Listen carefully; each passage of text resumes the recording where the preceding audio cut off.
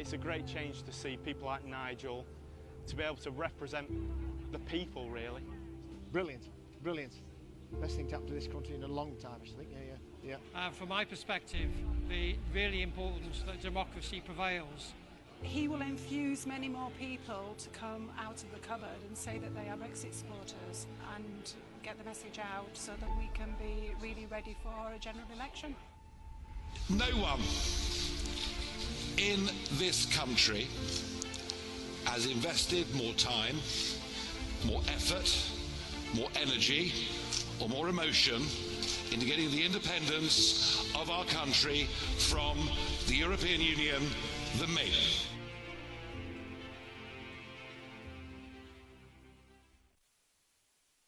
For me, Nigel represents somebody who is absolutely honest. On the 12th of April, I still remember I was coming back from somewhere in Chesterton, pressed play, I was like, what's this video? Mine was blown, paid my £25 the same night.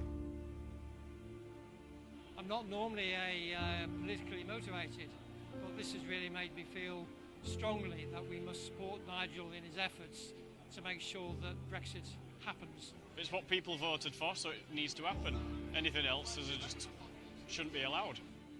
It's just like we're being cheated out of something that the majority of people have voted for. If you want the Brexit you voted for, you have to vote for the Brexit Party. You're not going to get it with any of the other parties. It's a great change to see people like Nigel to be able to represent the people, really. Brilliant, brilliant. Best thing to happen to this country in a long time, I think. Yeah. From my perspective, the really important that democracy prevails. He will infuse many more people to come out of the cupboard and say that they are Brexit supporters and get the message out so that we can be really ready for a general election. No one in this country has invested more time, more effort, more energy or more emotion into getting the independence of our country from the European Union than me.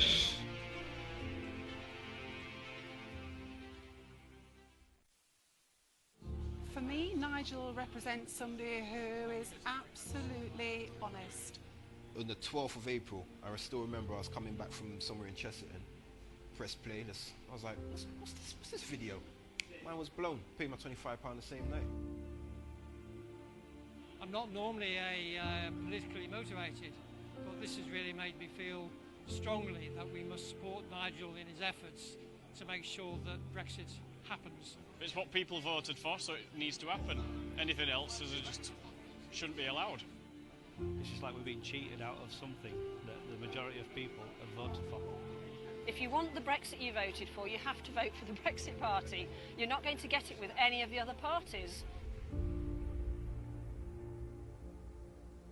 It's a great change to see people like Nigel to be able to represent the people, really. Brilliant, brilliant. Best thing to happen to this country in a long time, I think. Yeah. From my perspective, the really important that democracy prevails.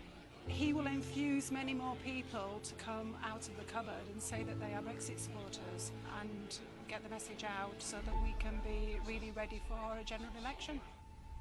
No one in this country has invested more time, more effort, more energy or more emotion into getting the independence of our country from the European Union than me.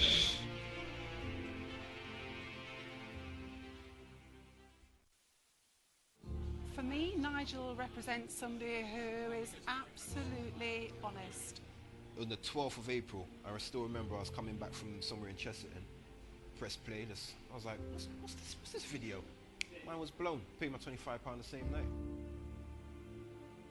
I'm not normally politically motivated, but this has really made me feel strongly that we must support Nigel in his efforts to make sure that Brexit happens. It's what people voted for, so it needs to happen. Anything else just shouldn't be allowed. It's just like we're being cheated out of something that the majority of people have voted for. If you want the Brexit you voted for, you have to vote for the Brexit Party. You're not going to get it with any of the other parties. It's a great change to see people like Nigel to be able to represent the people, really. Brilliant, brilliant. Best thing to happen to this country in a long time, actually. Yeah. From my perspective, the really important that democracy prevails.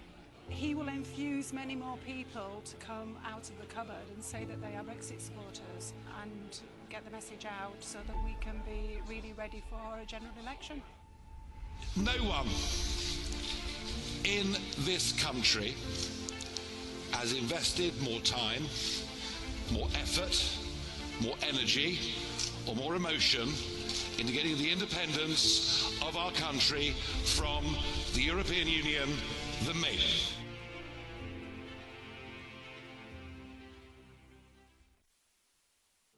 For me, Nigel represents somebody who is absolutely honest. On the 12th of April, I still remember I was coming back from somewhere in Chesterton, pressed play, I was like, what's this video? Mine was blown, paid my £25 the same night. I'm not normally politically motivated, but this has really made me feel strongly that we must support Nigel in his efforts to make sure that Brexit happens. It's what people voted for, so it needs to happen.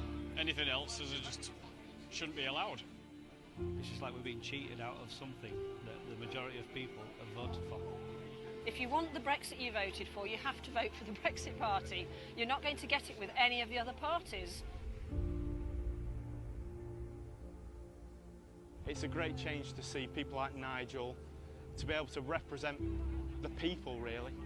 Brilliant, brilliant. Best thing to happen to this country in a long time, actually. Yeah. From my perspective, the really important that democracy prevails.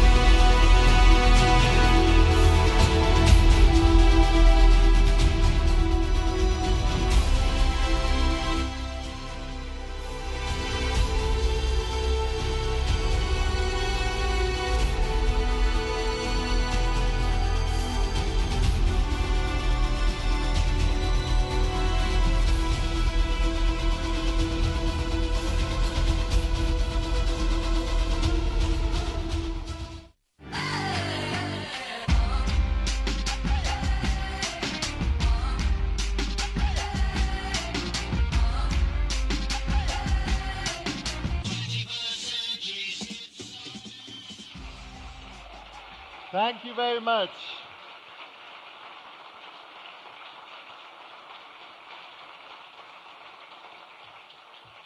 A big thank you to all of you for coming here to Little Mill, which is, as you can see, a wonderful small town hall in the heart of a constituency which, let's face it, it's constituencies like this that the Brexit Party are going to do extremely well in.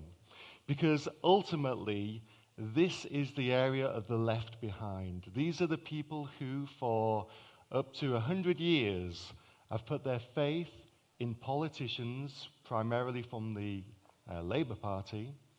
And where are we now? What have we seen? What's been for us?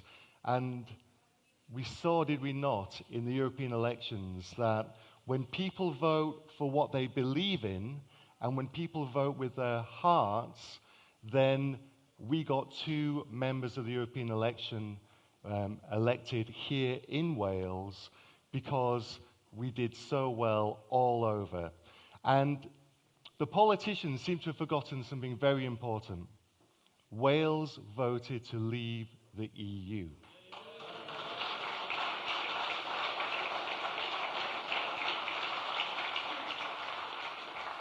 And if you are unable to sleep and you happen to be watching the Senedd, the Welsh Assembly, you may be in a bit of shell shock, because to watch that, you would think that Wales voted to remain.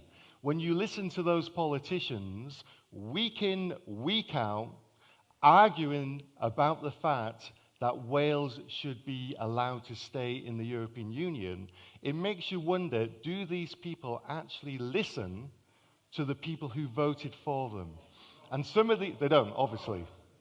Some of these seats, 68% of people voted to leave the EU, and yet for the last 3 years, their MPs have been fighting to keep Wales in, because they believe with hubris that they know better than you. That you didn't know what you was voting for, and that you made a mistake, and they are going to put it right. So what we're here to say is that actually there's a huge amount of people in Wales who voted for the Brexit Party in the European elections, and we know that they will vote for the Brexit Party once again in the general election, because this is an opportunity for change. And there's a reason why. The gentleman at the front, you've got that piece of paper which says, change politics for good. There's a reason why that's our mantra. Because we've realized that actually something has got to change. We cannot keep on with the same ping-pong politics of Labour and Conservatives and Labour and Conservatives. Where is that getting us? We, for years and years, I have actually dedicated about 16 years of my life now to getting Britain out of the European Union. And it started when I saw Nigel on Question Time, and I realized that there was a politician who actually I wanted to hear more from. And so I went on the internet and I found out who he was and what his politics were, and I realized that I shared those politics, and it was something that I believed in. And so I dedicated myself to getting Britain out of the EU. And for the majority of that time, I believed that the problem was the EU. I believed that all of the bad legislation that was coming out was coming from the EU.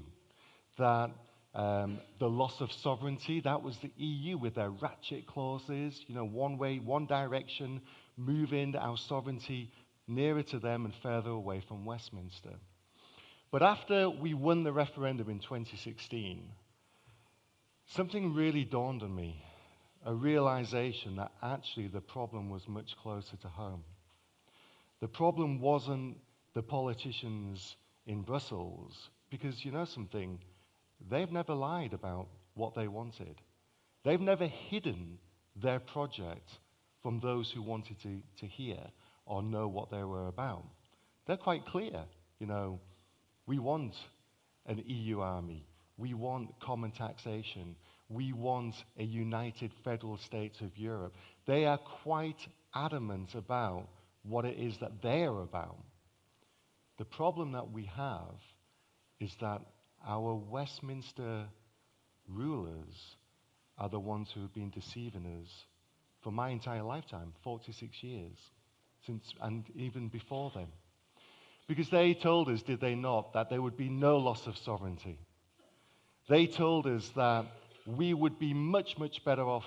Our industries, our work, fishing, all of these things which have been absolutely not just decimated, but destroyed by our EU membership.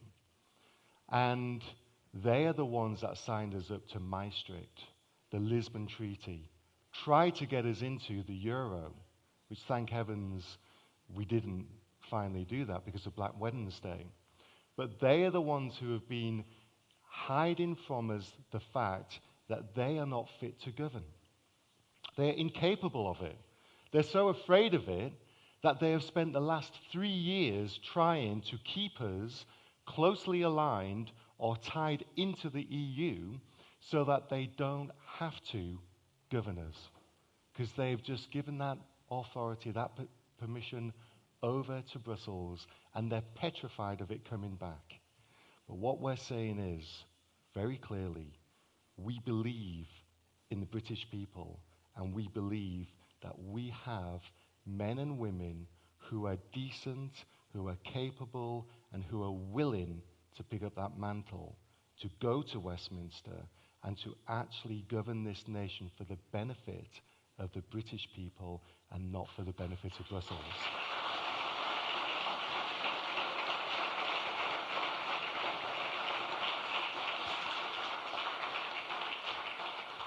Now, it's quite apt that we are 29 miles away from Brecon. And I raise this because one of my favorite movies of all time is the movie Zulu. And Brecon was the headquarters of the 24th Regiment of Foot, which was the regiment featured in that film. And there's a scene in that movie, which I love, where there's a young boy.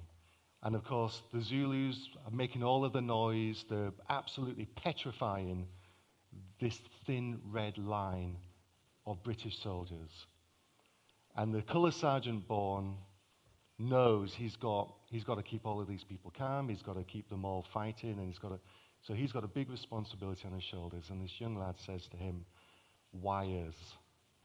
And his reply is, "Because we're here, and there is nobody else." And that has stuck with me for much of my life, because there are many, many times when I am here and there is nobody else. You are here and it's on your shoulders.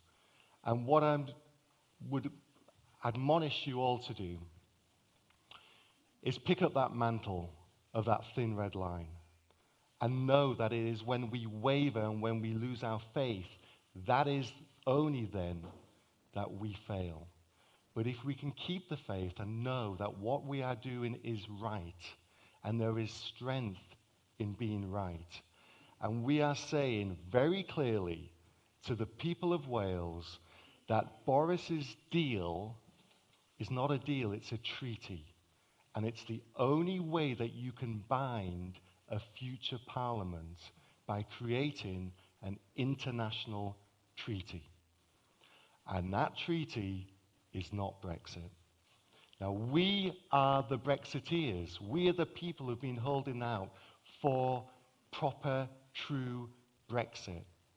And believe you me, if this treaty was Brexit, we would be the first to say it.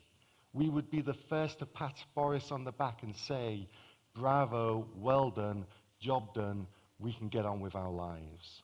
And the fact that we are standing, the fact that we are saying that this is not what we have fought, Nigel Farage, 25 years of his life for, people need to listen and need to do some of their own research. Because if it ticks all of the boxes, then it's what we wanted. If we get our fishing back, if the European Court of Justice no longer has control over us, if our Supreme Court becomes supreme, if we stop paying the billions upon billions of pounds to the EU, if all of these things, if we get our fisheries back, if all of these things come to be, then we know that it's Brexit. And until that happens, we're here, we're going nowhere, and we are the ones that are delivering or want to deliver a true, clean break Brexit for the British people. Because after all, that's what we voted for and that's what we wanted. So,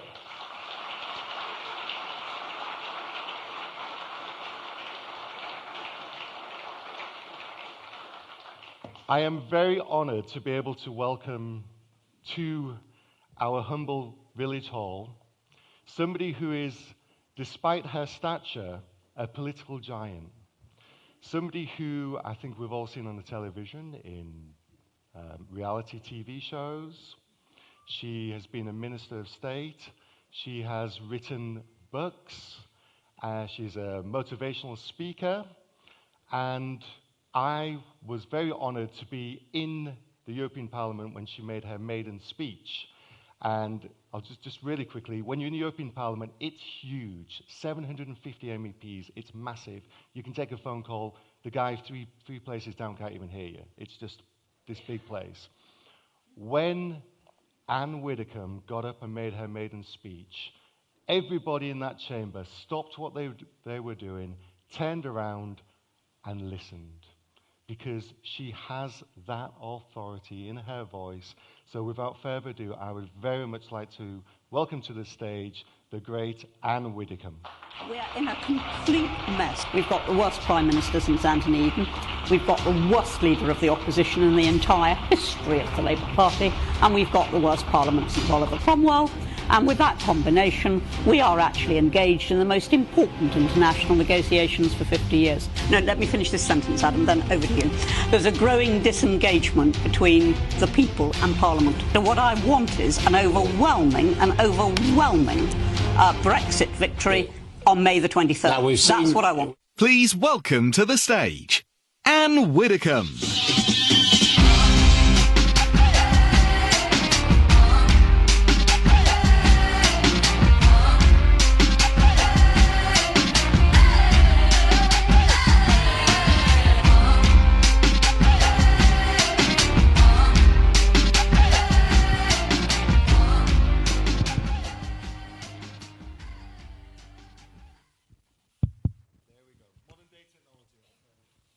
Hello, Wales.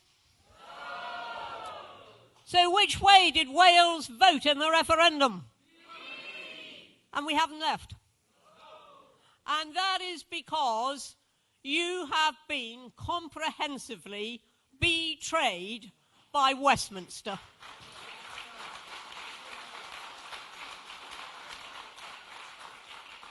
Now, I'm told that the poor souls in Westminster, they don't like words like betrayal or surrender or treachery. Apparently, it upsets them. Well, if they don't want to be upset, let them stop surrendering and betraying. Because when you actually hand the power that should belong to your country to a foreign power, that is an act of surrender. And when you remove from the negotiating table the single strongest card that our Prime Minister had, which was no deal, when you take that from the negotiating table and handicap your own Prime Minister in international negotiations, that is betrayal. And when you say to the British people, be they in any part of the UK, when you say to them faithfully, we will observe the result of the referendum and we will give it effect, and 3 years later you have not done so, that is a betrayal of the people.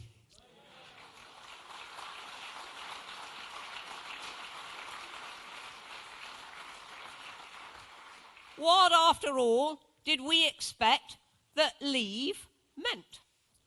We thought we would be taking back control of our own lawmaking, of our own borders, of our own trade deals. And we thought that in future, once we'd left, we were going to be governed solely by the democratically elected government of our country. And that is what we thought, because that is what leave meant. It meant go. And yet, now we have a deal. It isn't a deal at all, it's a new treaty. But now we have a supposed deal, which actually wraps on all those things. Trade, our own laws, our own borders.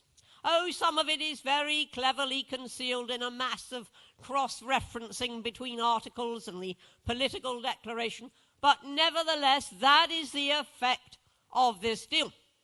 In short, it is not Brexit. And so what we're now saying to Westminster is, you did not let us leave, so we will now make sure that you leave.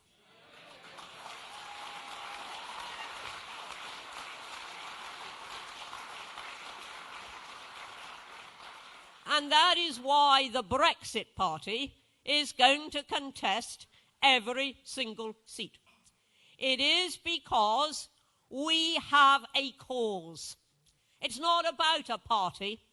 It's about a country and a cause. And it's about making sure that politics is restored to some sort of honour, whereby we do what the people tell us to do, rather than saying to those same people, oh, poor dears, you didn't know what you were voting for, so somehow we've got to make sure that what you voted for doesn't happen. So, what we know is, indeed, one example's just been shouted out, but there have been plenty of others. And we've seen a pattern in which governments will, from time to time, simply go back and ask the people again and again until they get the answer they want. Well, we are going to give them that answer yet again. We gave it to them in the referendum, the answer that we wanted, not they wanted. We gave it to them in the European elections, the answer that we wanted, not they wanted. And we're going to give it to them again in this general election, the answer that the people want.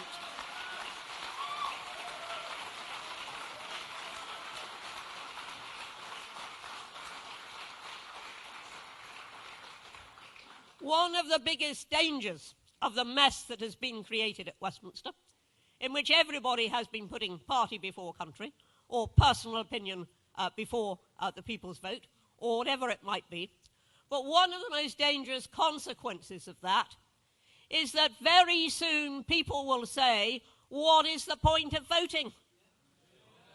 They ask us a question, and then they ignore the answer, because it's not the one they wanted or expected. So why bother? This time we must bother.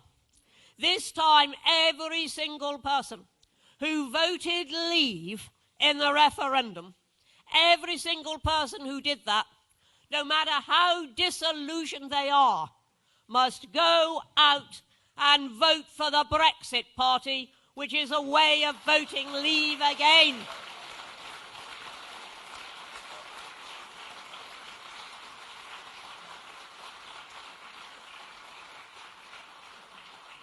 Because the only way that that referendum is ever going to be put into effect is if we have a parliament, the large majority of whom are determined to leave in the real sense of the word. And that is why Nigel Farage offered Boris Johnson an electoral pact. And he said, right, because we all know that the Remainers are doing this in various areas, he said, right, we will go into those seats which wouldn't vote Tory if you paid them, and we will do that, and we will secure a Leave majority, not a coalition. We're not some branch of the Conservative Party, not that. But we will deliver a big Leave majority in the House of Commons. And what did Boris say? No. Well, all I can say is he will find that he will be leading the charge of the Light Brigade. It was a very, very arrogant decision, because if he really wants to leave, then he will make sure that leavers have the best chance in this election. Whether they are Brexit Party leavers, whether they are the genuine leavers in the Conservative Party, the very few but nevertheless genuine leavers in the Labour Party, no matter where they are, if they will back Leave, we will back them.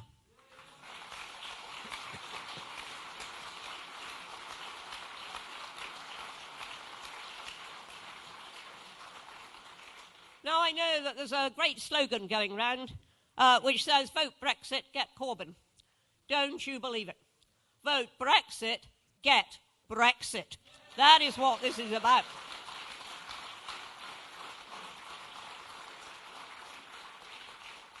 And that is the message we really do have to get over. We have to get over that there is only one way of ensuring that Britain leaves. And that is to make sure that on December the 12th, the Remainers have left Westminster, and the people who are in Westminster are absolutely obedient to that referendum and determined to leave, not in name, but in fact. That's what we're about. That's what we've got to work for over the next few weeks, tirelessly work for, because this is our big chance. And if we fail on December the 12th, then it's a recipe for yet more muddle, more confusion, more fudge. We will not fudge. We will deliver. Vote for us, work for us, support us, and tell everybody, if you want Brexit, well, for goodness sake, vote for it. Thank you ever so much.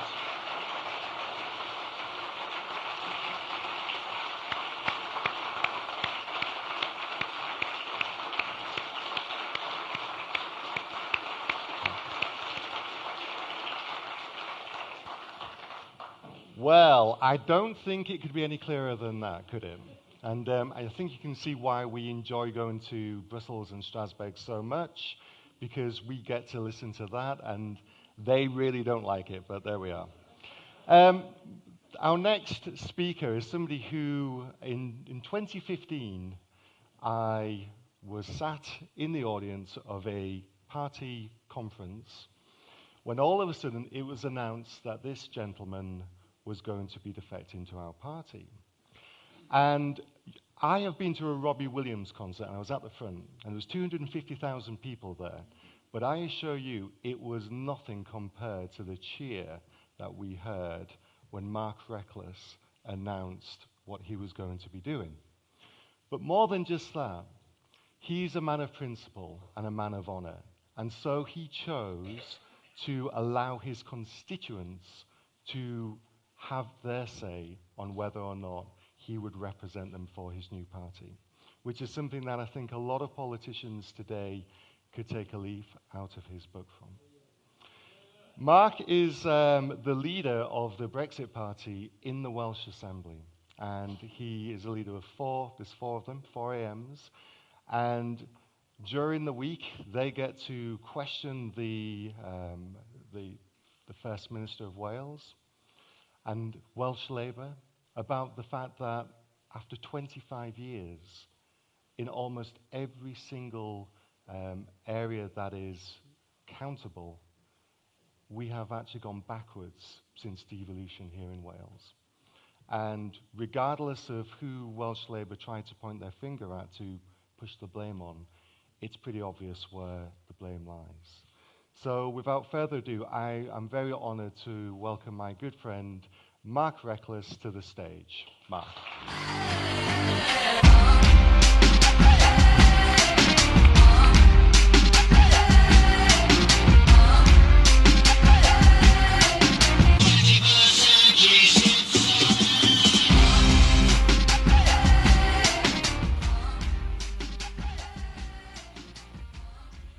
Good morning and welcome. I have heard it said that Nigel Farage enjoys speaking to big venues and huge rallies and all the razzmatazz, and I'm not sure if that's right. It's partly because I've seen just a bit of what Nigel does, and the physical and the mental demands of the quantity and the intensity of the work and campaigning he does are such that I just don't think the word enjoy is one that can apply. I also recall campaigning with Nigel at village halls around Rochester, sort of 5 years ago. Nathan just spoke about it, and I felt that he enjoyed those events more. Instead of a sea of faces sort of blanking out the whole of everything in front of you, you can actually see individuals. You can look at particular people in the eye. You can engage with them personally in a way you can't at these massive rallies. So I hope speaking in this village hall here today that Nigel will have the same impact as he did for me in Rochester when I won that by-election. I hope we'll be seeing the same for some of our prospective candidates near here.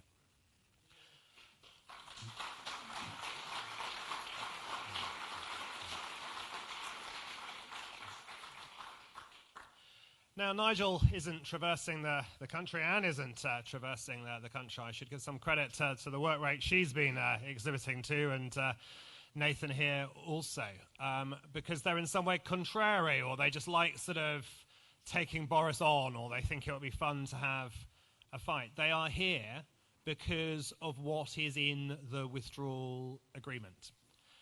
Now, in some ways, I give Boris a lot of credit for what I think may have been perhaps the most impressive sort of bait and switch operation I have ever seen, because when he talks about this treaty, he tells you that it is better. Well, it is better a bit, but what are you comparing it to?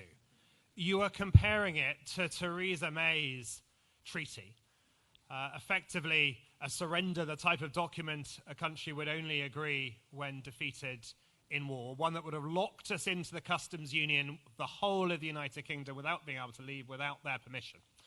And the new withdrawal agreement, it doesn't have that bit. So he hails it as this great success. And yes, there is a possibility, perhaps no more than a possibility, that Britain at least might in the future be able to conclude free trade agreements with other countries outside the European Union. But I say might, and I say possibly. And the price is paid by Northern Ireland. Boris told the Unionists that he would never sell them out. He would never put a border down the Irish Sea. But that is exactly what he has done. And he says he was talking to the Northern Ireland manufacturers, I think, last night, and saw a little clip doing the rounds, and he was saying that there would never be checks on exports of goods from Northern Ireland to Britain. Well, that's not what his Northern Ireland secretary said when he addressed a select committee, or at least it's not what he said after he was pulled up by one of his civil servants and reversed what he'd said before. And we told there has to be a form filled out every time anyone exports goods from Northern Ireland to Britain. And I'm not quite sure why it is the case. There is a clause in the withdrawal agreement that disapplies the European Union's customs code on that trade. And if, as he says, Northern Ireland stays part of the United Kingdom's customs territory, then I see no reason why the WTO rules require that. But that is what he said, that's what the government's saying, the civil service claim. And it's almost like they were still working for Theresa May, that actually they were using the negotiations to try and lock us into the European structures, because that's what they wanted. And they were trying to say Brexit means Brexit, but actually giving us a Brexit in name only. So I say possibly we might get a trade deal, but there are huge uncertainties about that. And the main reason is the sequencing. We, or the United Kingdom through its government, have chosen to give the European Union everything that it wants before the European Union gives us anything of what we want. We give them all this money, we sign up to their withdrawal agreement, but we get nothing in terms of our trade from that. Now, some people in the Conservative Party, the Spartans they call themselves, say that, oh, well, we may not be leaving with a clean break now, but we could at the end of next year. But actually, I think that is relatively unlikely, because it is a lot more attractive to leave with a clean break now than it will be then. Because if we sign this withdrawal agreement, we will have committed to pay the £39 billion plus. We will have committed to all the other things we don't like in this withdrawal agreement as a matter of international law. So having done that, is it really likely that we would then walk away without a deal in the second part? I would question whether it is. And while they have that as their priority, we will be in a very weak negotiating position. If you've already given away all the money, given away what they want, why will they then give you what you want? And it's not just with the European Union, it's with other countries as well, because of what we agreed to. Take just one area. They're called geographic indicators. And what they mean is when something is sold and someone says it's Parma ham, it's only allowed to be made in Parma. If they say it's mozzarella, it's only allowed to be made in a small region of Italy. And what we are doing in this withdrawal agreement is signing up to all those European Union geographical indicators forever. And what that means is that the United States, for example, will not be able to sell us Parma ham. It won't be able to sell us mozzarella. Now, it's quite normal to have restrictions and standards around how a particular good or product is made, but it's not to say it can only be made in one place. That is more protectionist than anything else of which I could conceive, and it will impede our trade arrangements, not just with the European Union, but with the whole world. We also sign up, in this treaty, to the most unbalanced arbitration mechanism you could possibly conceive. On any matter relating to European Union law, there won't be arbitration. It will just be referred to the European Court of Justice, the Supreme Court of the other contracting party, and they will decide what we have to do. Now, Moldova, Ukraine, countries desperate to get into the European ambit rather than be part of the Russian ambit, they may have signed up to this. But never in an international treaty, except one at the end of a war, have you ever seen such an unbalanced clause. And it won't just be for the withdrawal agreement, or at least what we're told. There is a paragraph in the political declaration that says any future deal we do must have a similar clause in it. That cannot be right. And finally, on this withdrawal agreement, there is a clause called 129.6.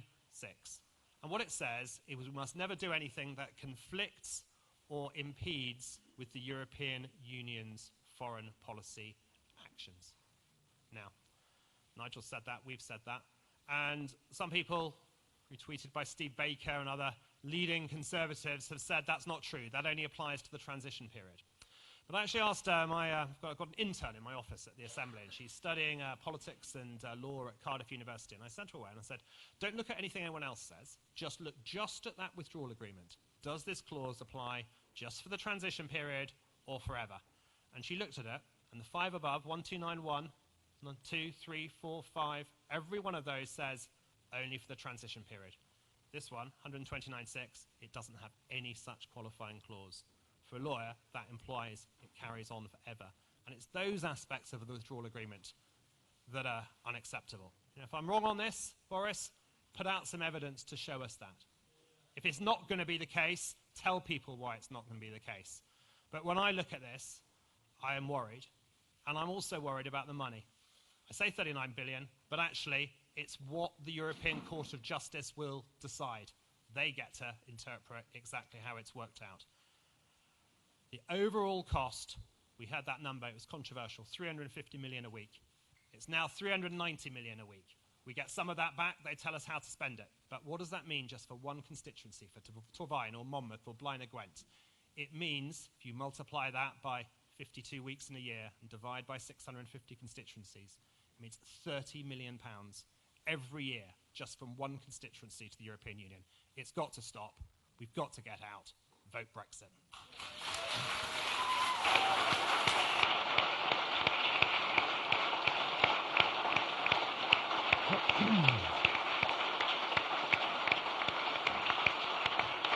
Thank you, Mark. Cheers. Grab a chair.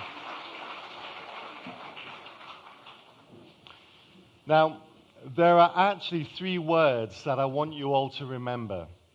Level playing field. What does that mean, and what are the implications for Britain when it comes to striking trade deals in the future? So we are now committed that we will keep a level playing field with the EU. Being an MEP, I see the sheer volume of legislation that comes out of Brussels every single month. And in order to have a level playing field, we have to adhere to that legislation without having a say, without being able to say, well, hold on, that is going to affect the steelworks in South Wales, or hold on, that legislation there means that our farmers are not going to be able to be productive. Whatever the legislation is, we have to sign up to it. It's continually coming out. We're trying to strike a trade deal with Europe. They're constantly changing the level playing field. We're constantly catching up. When are we going to get our deal? When's it going to happen? How are we going to be able to strike a trade deal with India or with China or with New Zealand or America when we constantly have to adhere to European standards and we are therefore no longer able to set our own standards of what we want for the benefit of our tradespeople. So remember that as well, because it's very important. They are making sure that we are stuck within the EU in all but name. Now then, many people have asked me over the last few days, are we standing candidates in every single seat in Wales? And the answer to that is absolutely yes. We have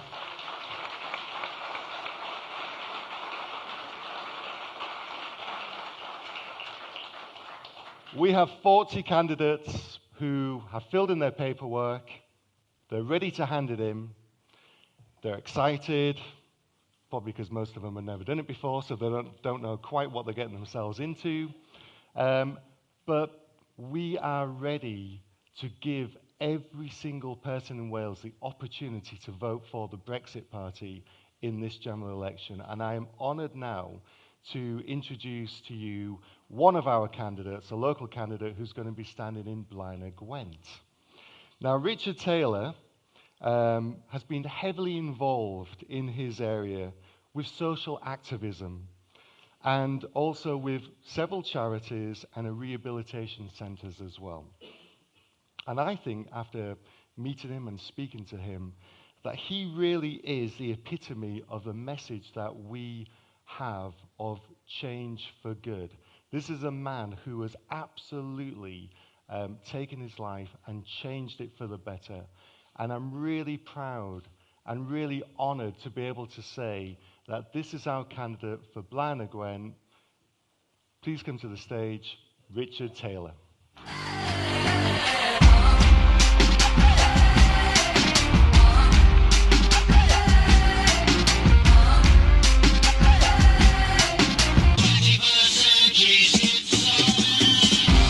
Firstly, I want to say it's an absolute honour to have Nigel here in Wales. Croeso I Gymru. Would you agree with me? It's good to have...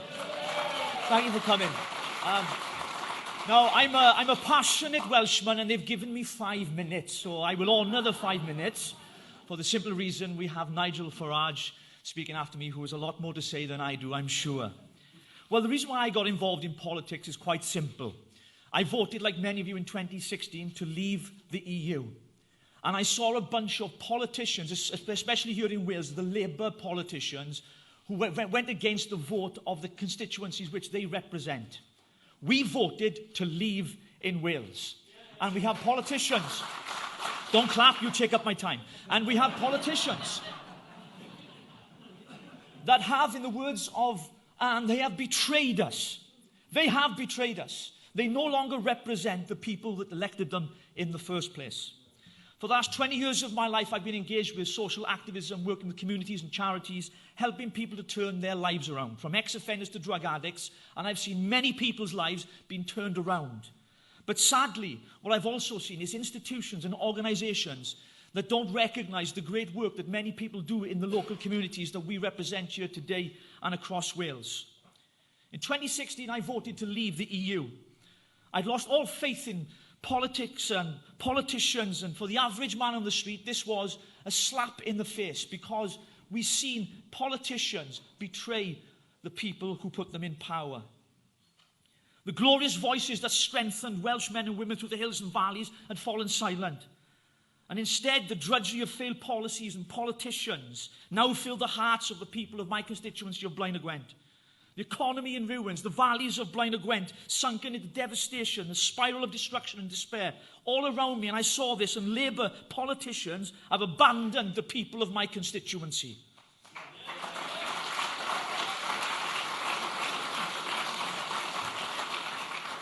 But ladies and gentlemen, there was one voice that has championed the cause for over 25 years that I kept hearing constantly, and that voice was Mr. Nigel Farage. The more I listened to him, the more I realised this man gets it. This man is one of us.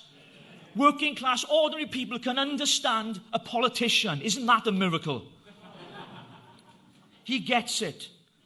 And I heard him speak, and I thought, this man understands what is going on in our country more than any other politician that I've ever listened to as a 44-year-old man. I knew that I needed to get on board. I needed a help, so I got involved with the Peterborough by-election with Mike Green. I got involved with the Brecon by-election, and I worked really, really hard to try and get the Brexit Party a seat elected in Westminster. And then I decided that I needed to do more. I was approached by some of our MEPs, and they said, Richard, you need to stand. I'm happy campaigning behind the scenes. They said, no, you need to stand. You understand the people of your constituency better than anybody else. And so I did. I had one choice to make. Would I put my metal where my mouth was? Would I stand in a general election? Could I make a difference in Westminster?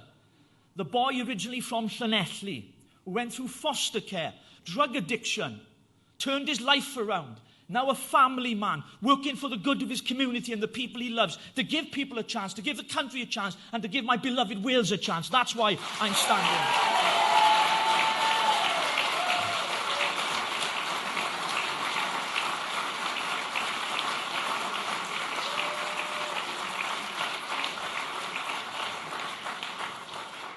Welsh Labour have forgotten the people of Wales. They forget that they work for the people, and we want what we voted for in the first place. I believe in the Brexit Party, ladies and gentlemen. I believe in everyone standing up in their communities. I believe in a bigger, better and brighter Wales and Britain. I believe in all of those things because I believe in us. I believe in the people of Wales. I believe that we can change politics for good. And I believe that we will give the valleys a voice again. Thank you very much. Well done. Absolutely well done. Good man. Sit down there.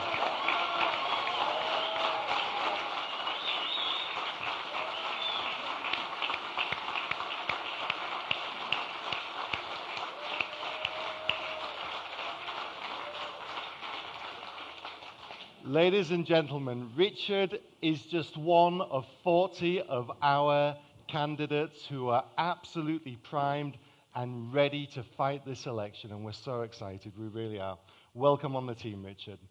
So here we go, the moment that you've waited for, the reason why you actually came. Without further ado, there's a man who there's no point as introducing because you all know him. There's nothing I could say that you don't know about him. I just would say this, we're just going to watch a brief video and then we can clap, okay? Otherwise you're going to be clapping for ages. So we're just going to watch this video and then let's welcome Mr. Nigel Farage. We're here in Workington, media's just ended, been here with some local candidates. I think in these communities, people do understand the extent to which Labour has just completely broken its promises and betrayed people. There's still, I think, a bit more understanding about the sheer extent of Boris's sellout, but I think we're getting there. I think over the course of the next few weeks we will get there. And you know, when Michel Barnier says the next phase of negotiations will go on for at least 3 years, I think perhaps we ought to think this simply won't get Brexit done. So we're off now to Whitehaven. See you there.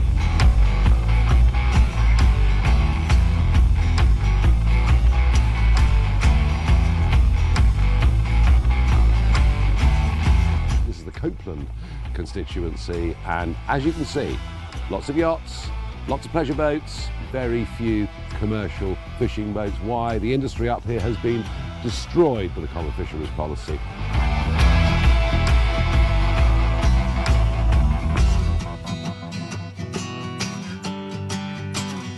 It's the end of the day. We're here in Carlisle, public event as you can see behind me. Second public event, we've done walkabouts, we've done BBC breakfast. The Brexit Party topped the poll here in 5 of the 6 constituencies in the European elections, and we will do very well here on December the 12th. Welcome to the stage, Nigel Farage.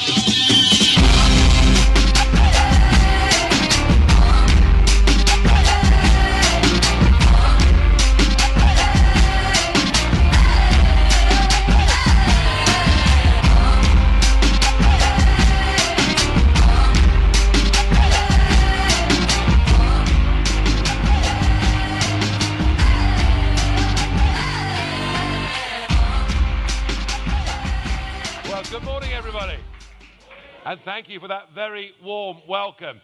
It's great to be back in Wales. Got very happy memories of coming here earlier this year. We just, a few days earlier, launched this brand new political movement. It was much needed. There was certainly a gap in the market. And we launched our campaign down here in Wales. And of course, on the European election date, we topped the poll by a country mile in Wales, coming first in most of these seats here in South Wales. It was a remarkable...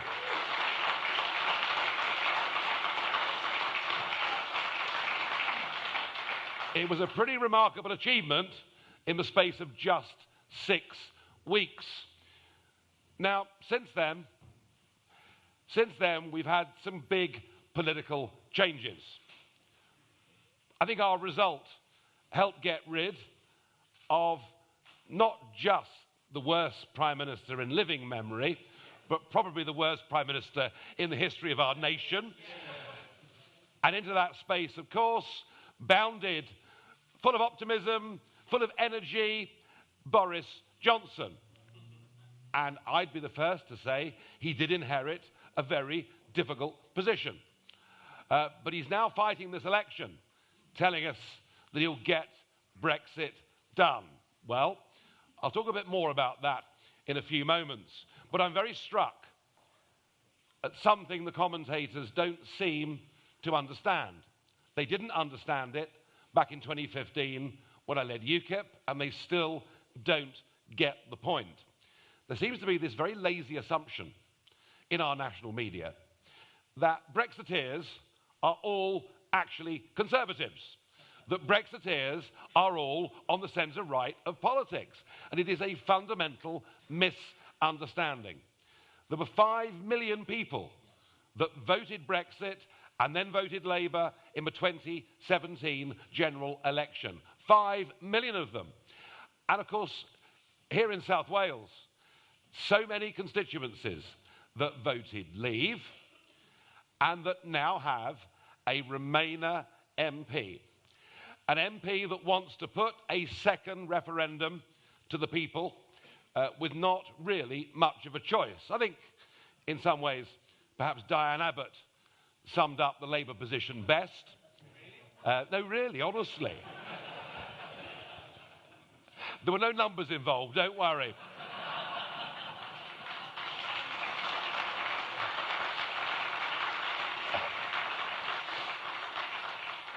But there she was on Question Time the other week, and Labour are going to win the election, negotiate a new deal, put that deal against Remain to the British public in a referendum, and then campaign against the deal that they've negotiated. I mean, you couldn't actually make this stuff up. Now, it's pretty clear that the Labour Party have decided, or should I say the London Labour Party have decided. I mean, it's more about Islington than Isloyne, isn't it? I mean, that is where the Labour Party is run from. But no, their policy, quite clear, they want to make you vote again, because first time round, you didn't know what you were voting for, did you? You stupid little people. You really must do better next time. I mean, it's not only patronising, not only insulting, but the choice that Mr. Corbyn wants to give us is Remain versus a new form of Remain. Labour will crush the result of that referendum, and Labour have made it clear they actually don't believe that they as a party, we as a nation, are good enough to make our own laws. They want those laws made in Brussels, and they've made that perfectly clear. So, and you've heard it already on this platform this morning, but it's true. During the referendum, in the wake of the referendum, in the run-up to and including the manifesto for the Labour Party in 2017, there was an absolute promise that they would implement the result of the referendum and honour the will of the people. And there's no other word I can use than they have betrayed that trust. It's gone.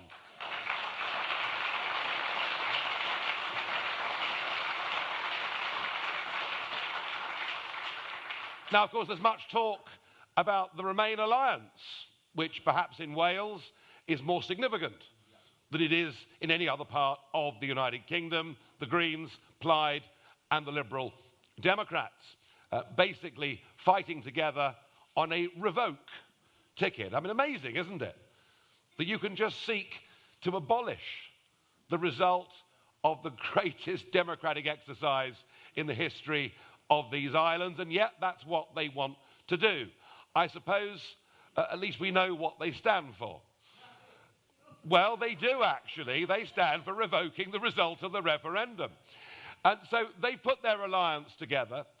Now, you may know that I've been calling for a Leave alliance. I was very, very struck that we had, in the wake of the European elections, we had the Peterborough by-election. And we were the challengers to Labour in that seat. But there was a Conservative candidate. And, of course, the Remain Labour candidate won. And indeed, shortly after that, in Brecon and Radnor, there was another by-election in which it turned out that the Conservatives were the challengers to Liberal Democrats, but we also stood, got a significant number of votes, and guess what? The Remainer Lib Dem won. 2 consecutive by-elections, won by Remainers, because there had been no sensible working accommodation between people who say that they're on the Leave side. So I've been calling for this Leave alliance, calling for Conservatives if they're on the right track. I'll come back to that, but calling for Conservatives if they're on the right track, the Brexit Party, and some quite senior Labour figures who would want to be part of this. If that Leave alliance was put to the country, it would win a very big majority. And it's not, let me just make this clear. You can read in the newspapers that somehow I'm trying to split the vote. I'm not trying to split the vote.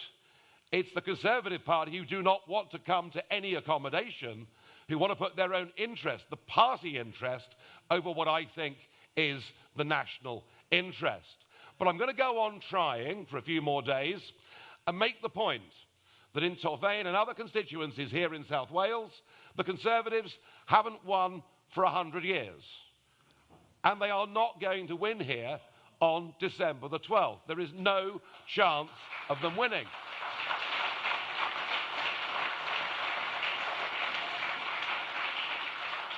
So I would make this urgent plea to Boris Johnson and others. Don't split the Brexit Party vote. Here in South Wales, we are the challengers to the Labour Party, and if you're not in the field, we will beat Labour in many of these constituencies.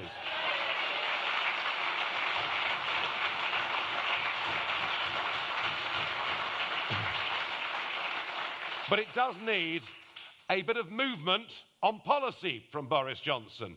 All right, he inherited a difficult position. The clock was running down to the 31st of October. He wanted to get rid of the backstop. He got rid of the backstop, and he's now presenting this as being the most extraordinary, great new deal. Well, on examination, and I know Mark has been through some of the detail, it is not a great new deal. It's Theresa May's bad old treaty. And the claim, get Brexit done, well, it's tempting, isn't it? Because we're all pretty hacked off, aren't we, after 3 years, that this has not been delivered. So it's a really good slogan until you examine the fact that actually, if he wins a majority on this ticket, ratifies the treaty, all we do is go straight into 3 more agonising years of negotiations. And our hands are already tied in those negotiations, made clear in the documents that to get a trade deal with the EU, we have to have regulatory alignment, even in areas like taxation. We have to accept the principles of the common fisheries policy, continue, and I could go on with a long list. Our hands will be tied. It's very unlikely we'll be free to strike deals with the rest of the world. In fact, I was talking to an American friend of mine the other day about this, and he told LBC Radio that he thought it was extremely unlikely there'd be a trade deal between the UK and the US if we continue down this route. So I would say this to Boris Johnson: if you really believe that for the course of the next 5 weeks you can get away with telling the British public that this gets Brexit done, I think you're in for a bit of a surprise. It's rather like, to me, it's rather like a second-hand car salesman. So we'll have a look at this. It's a nice little runner. And it's got a really shiny bonnet that's just been polished up the day before. And you think the price looks all right. And you say, can I have a look under the bonnet, please? No, there's no time for that, Governor. You know, you've got to buy it now or someone else will take it. And that's what Boris did.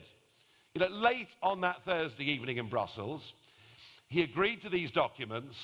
He then had the first Saturday sitting of Parliament for 37 years because he wanted to rush it through before anybody had actually read it, anybody had actually absorbed it. I spoke to MPs, friends of mine, who said, oh, isn't it marvellous? I said, well, have you read it? Well, we haven't had time yet to read it, but, you know, we've been briefed that it's a very good deal. Well, I have to say, I'm beginning to wonder whether the Prime Minister has read it. No, I really mean that, because he's given wholly inaccurate answers in the House of Commons on what it means for Northern Irish exporters selling goods into the rest of the United Kingdom. Amazing, isn't it? There he was at the DUP conference just a year ago, declaring his love for the Union and saying that no British Prime Minister would put a border down the Irish Sea, and yet that's exactly what he's done. So he got that answer wrong. He was then asked a question about fishing. He gave an answer that was completely and utterly wrong, and I'm wondering whether he's actually read it. So I put this challenge out today. If you really believe that this is a great new deal, or as you said in the last couple of days, a fantastic deal, if you really are trying to tell the British public this gets Brexit done, let's have a civilised head-to-head debate on what this EU treaty means.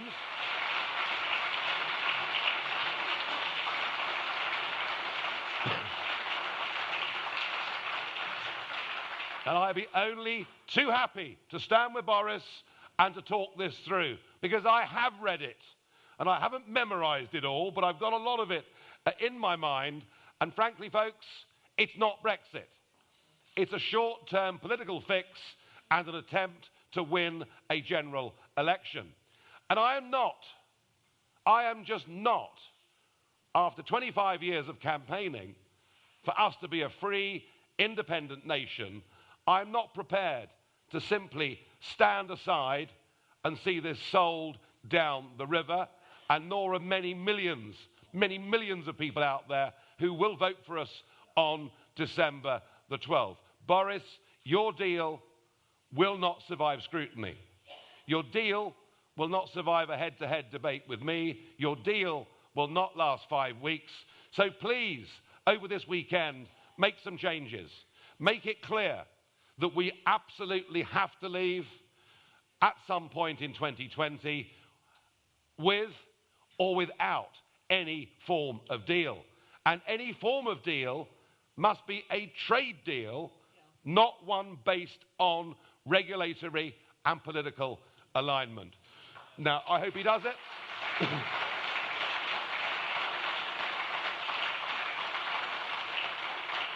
I sincerely hope that he does it. I don't know whether he will. Either way, as Nathan has said, here in Wales, we are ready to fight all 40 seats.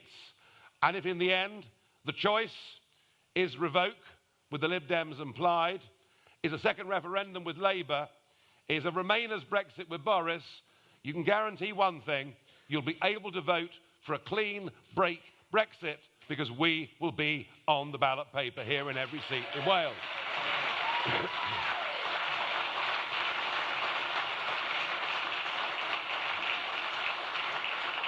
There are so many other things we should be talking about. You know, we really should be talking about jobs and the economy. Amazing, isn't it? We've got the Chancellor splurging hundreds of billions here, and not to be outdone, Labour promising even more billions there. No one's talking in this campaign about wealth creation. No one's talking about the 5.5 million brave souls in our country who are sole traders, self-employed, doing their best. They're the ones that create real wealth in an economy. They're the ones that create real jobs in the private sector. None of this is being debated in this campaign. And I also want to move the debate on to political reform, because it seems to me that what Brexit's exposed is that our system is no longer fit for purpose, and we need some massive changes. I think a very good start would be to abolish the organisation that now houses 600 friends of Tony Blair and David Cameron. And is very clearly being used during the course of this election campaign to encourage certain people to say certain things. I won't go further than that, or I'll get myself in trouble. So let's get rid of the House of Lords. Let's get a voting system that actually makes Parliament more reflective. Many, many things to talk about and campaign about in the years to come. But unless we get a proper Brexit, actually we're not going to be free to make most of those decisions. We in the Brexit Party put this thing back on track. You know, it all looked lost earlier on this year. We reset the agenda. We got rid of that Prime Minister. We now just need this Prime Minister to shift direction. If he does, fantastic. If he doesn't, well, we'll stand up and fight for Brexit on our own. Thank you.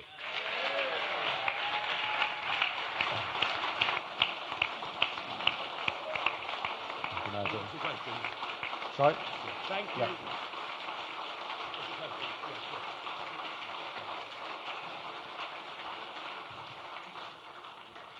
Thank you very much, Nigel.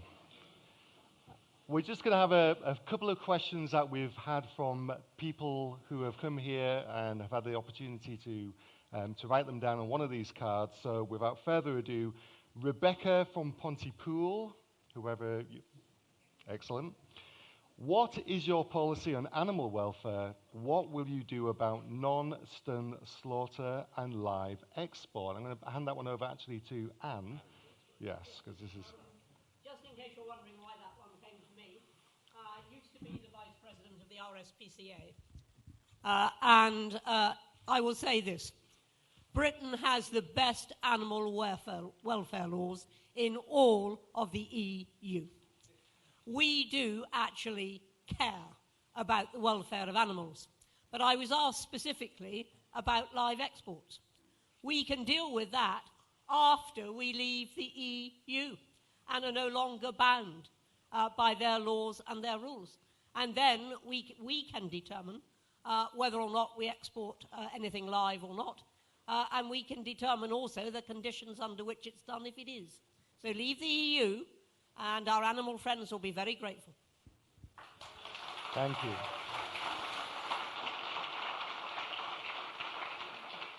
Okay, so this is one from Margaret from Abergavenny. We have an 8,000 majority in Monmouthshire for the Tories.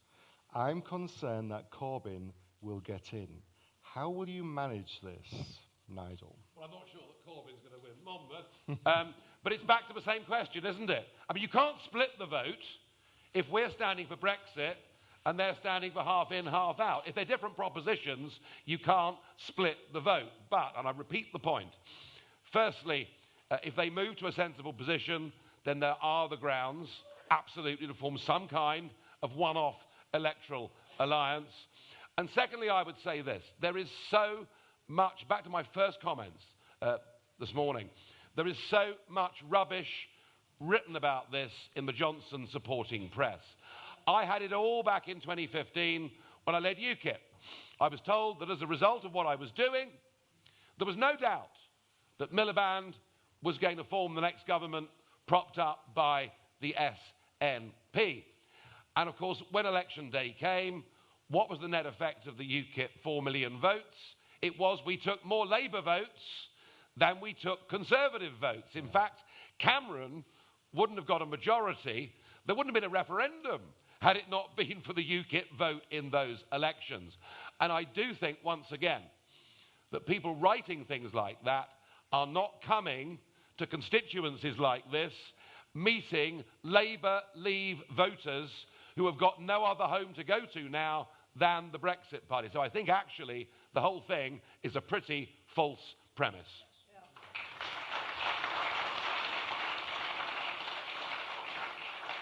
Okay, we've got one from Andrea. It says, by not standing as a candidate, will Nigel not lose support?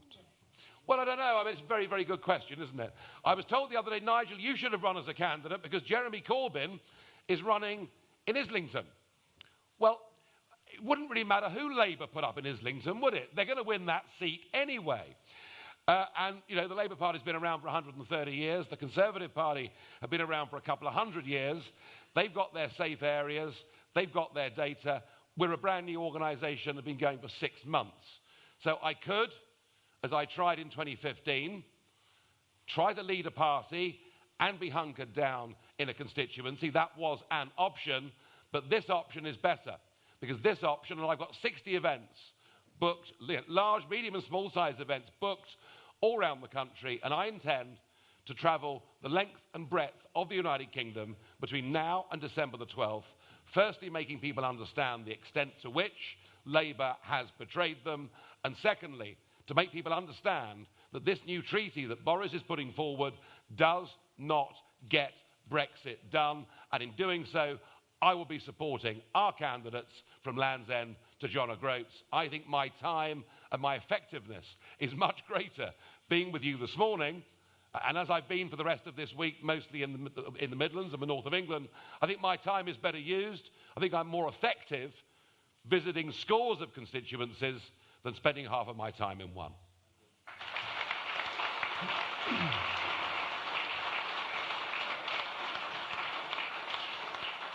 Thank you, and I'd very much like to thank Nigel on behalf of all of the candidates in Wales for him coming here, and I know that he will come again. I'll be back, don't worry. Okay, final one. Nadia from Bush Wells. People would like to see a party manifesto. Is there one available, and where? Well, the word manifesto, now let's do a word association test. If I say manifesto, what's the first thing that comes into your mind? Thank you. All of which amused me to hear Priti Patel setting out this morning the Conservative immigration manifesto, which, you know, the last 3 elections, they've talked about reducing the numbers to tens of thousands because that's what voters want to hear, but they never actually intended to do anything about it. So we will not have a document that is called a manifesto. It's a bad word. It's been tainted. We will call it our contract with the British people. Well, I looked at it last night. We're 95% ready. We will launch it in a couple of weeks. And yet we will cover all areas of our national life, but making the point that this, Brexit, is the defining issue of our times. Far better to leave on the 31st of January with a clean break than to enter into years and years more of fruitless negotiations from which we will never, ever be free.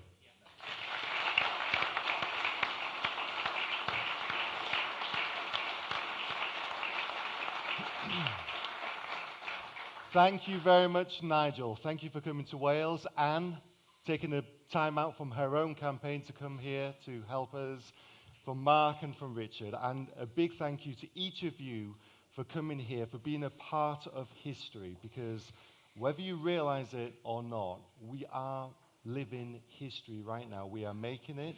We are going to change politics in Britain for good, and for heaven's sakes, it needs it, doesn't it? So thank you very much, and we hope you enjoyed it.